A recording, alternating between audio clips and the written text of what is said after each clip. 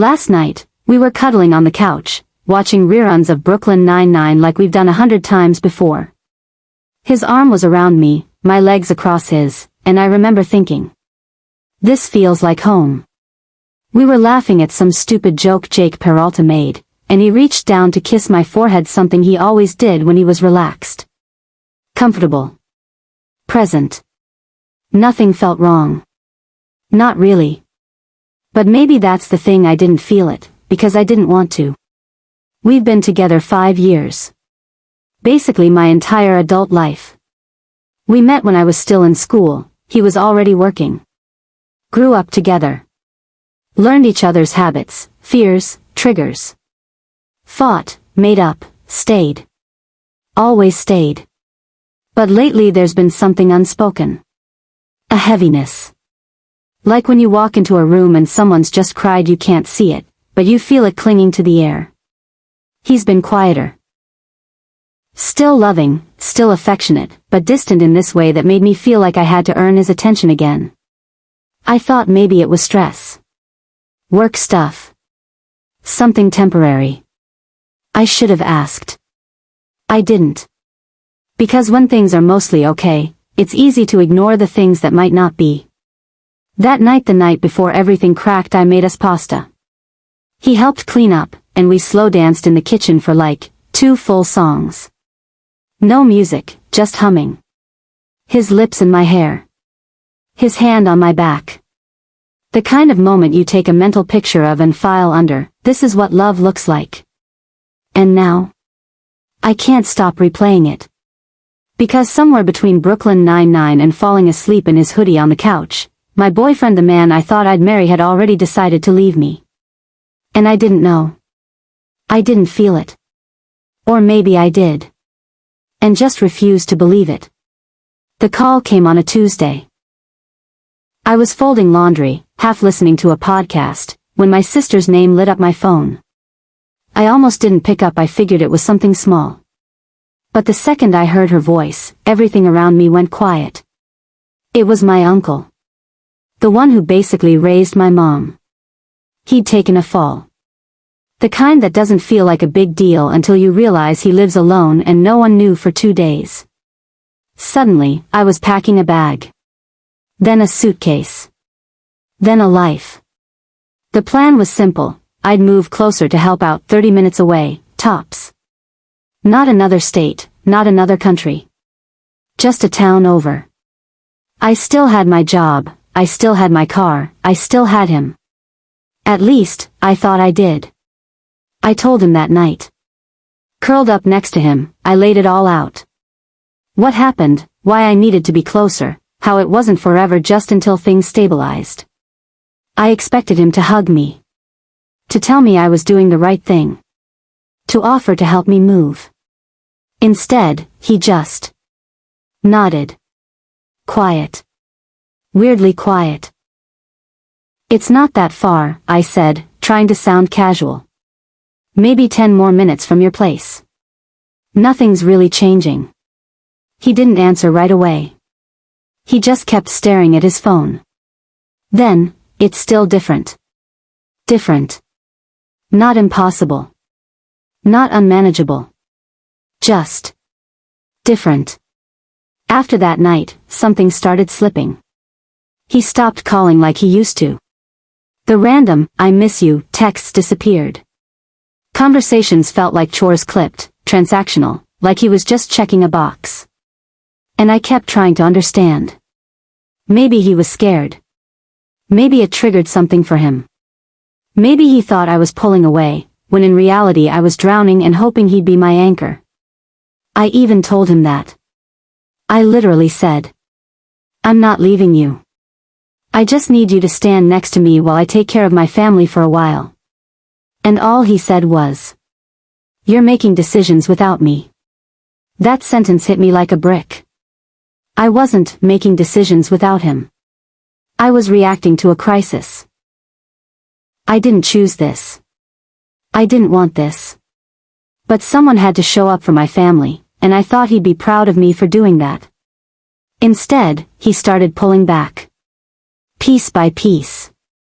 And I started wondering if this thing I never asked for was going to cost me everything else I still had. He sat across from me on the bed. Elbows on his knees. Head in his hands.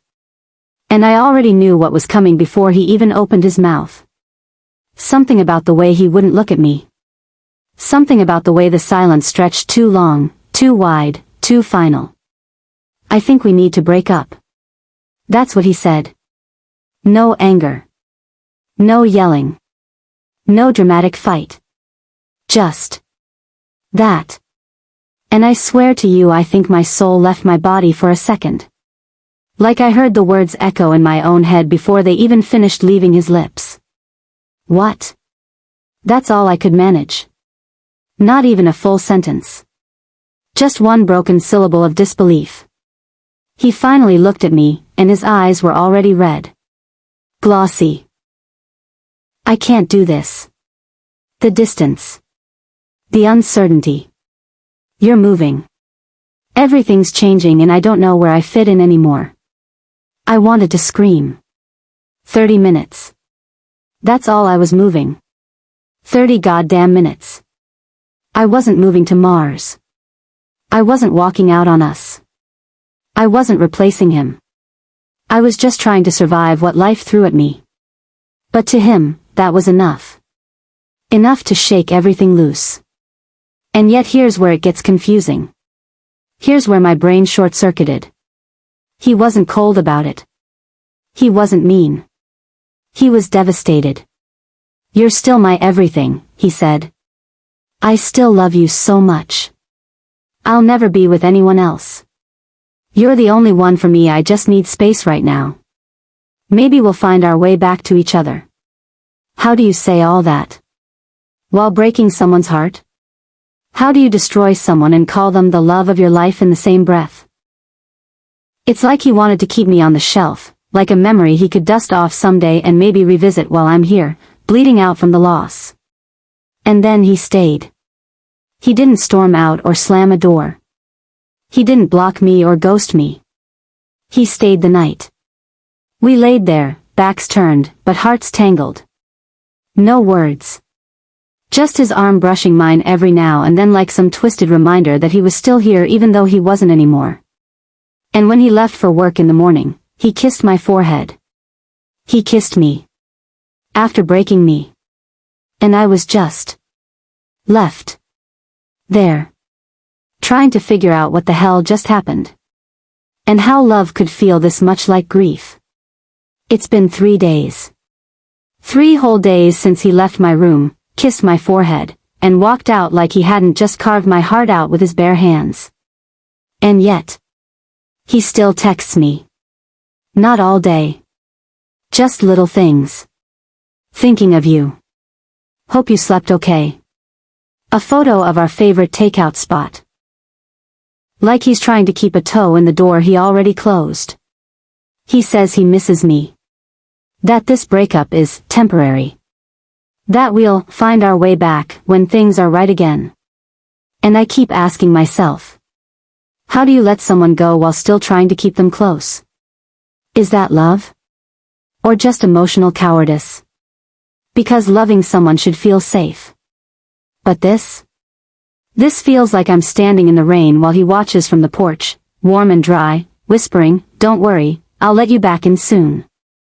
I've been replaying our 5 years in my head. The late-night grocery runs. The stupid fights about movies. The way he'd trace circles on my back until I fell asleep. The way we swore we'd never be like them, the couples who gave up. And yet, here we are. Gave up.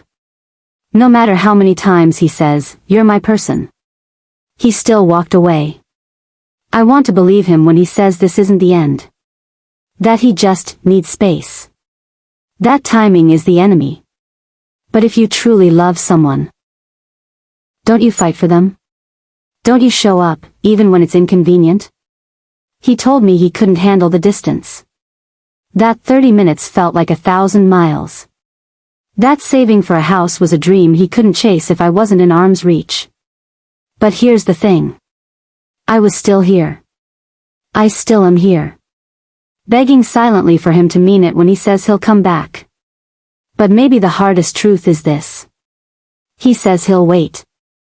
But he left. And love that walks away no matter how softly still hurts like hell. It's weird, the way heartbreak doesn't scream. It just sits. Heavy. Quiet. Constant. I still find myself reaching for my phone at night, like muscle memory.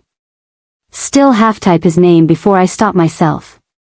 Still wonder if he's thinking of me while brushing his teeth or driving to work or pouring his morning coffee. That's the worst part of being left by someone who says they love you. It teaches you to second-guess the way you remember love. He said he'll never be with anyone else. That I'm his forever. But if that's true, why am I crying alone while he goes about his day? Maybe he meant it. Maybe he still does. But what good is a promise if it only exists in theory? What good is, someday, when it feels like I'm dying today? I keep trying to convince myself he's coming back. That this is just a pause. That he needed time, not goodbye. But here's the honest truth I've had to choke down. He left. And even if he says he didn't mean it, even if he swears he'll find me again, I'm still the one sitting in an empty room. I'm still the one he let go. Loving someone who already let go feels like screaming into a canyon. You hear echoes. You think it's them calling back. But it's just your own hope bouncing off the silence. I didn't ask for this ending. Didn't choose this move. Didn't want to be the one grieving a future we both claimed to want. But I'm learning now that sometimes, the kindest thing you can do for your heart is to stop waiting. So no, I don't hate him. I still love him. Probably always will. But I can't love someone who only loves me in theory. Not anymore. Because if he truly believed I was the only one, he would have stayed.